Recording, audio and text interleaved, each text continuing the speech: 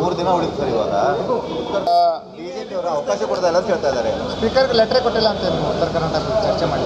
ನಿನ್ನೆಯಿಂದ ಉತ್ತರ ಕರ್ನಾಟಕದ ಬಗ್ಗೆ ಚರ್ಚೆ ಪ್ರಾರಂಭ ಆಗಿದೆ. ಇವತ್ತು ಕೂಡ ಮುಂದುವರೆದಿದೆ, ನಾಳೆನೂ ಕೂಡ ಇರ್ತದೆ. ಉತ್ತರ ಕರ್ನಾಟಕದ ಬಗ್ಗೆ ಚರ್ಚೆ ಆಗುವುದು ಒಂದು ಭಾಗ. ಆದರೆ ಕಾಂಗ್ರೆಸ್ ಸರ್ಕಾರ, ರಾಜ್ಯದ ಮುಖ್ಯಮಂತ್ರಿಗಳಿಗೆ ಉತ್ತರ ಕರ್ನಾಟಕದ ಬಗ್ಗೆ ಎಷ್ಟು ಕಾಳಜಿ ಇದೆ ಅನ್ನೋದು ಕೂಡ ಇವತ್ತು ದೊಡ್ಡ ಪ್ರಶ್ನೆ ಹೊತ್ತು ಜನಸಾಮಾನ್ಯರು ಕೇಳ್ತಾ ಇದ್ದಾರೆ. ಶಾಸಕರಿಗೆ ಅನುದಾನ ಇಲ್ಲ,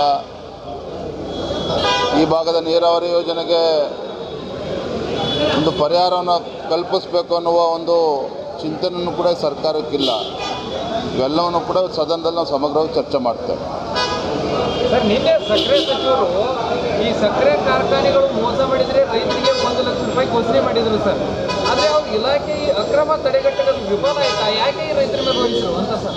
ಎಲ್ಲವೂ ಮಾಹಿತಿ ತರ ಕೇಳಿದ್ದೀವಿ. ಇವತ್ತು ಕೂತು ಅದ್ರ ಬಗ್ಗೆನೂ ಕೂಡ ವಿರೋಧ ಪಕ್ಷದ ನಾಯಕರು ಚರ್ಚೆ ಮಾಡಿ ಅದನ್ನು ಕೂಡ ಸದನದಲ್ಲಿ ಪ್ರಸ್ತಾಪ ಮಾಡ್ತಾರೆ.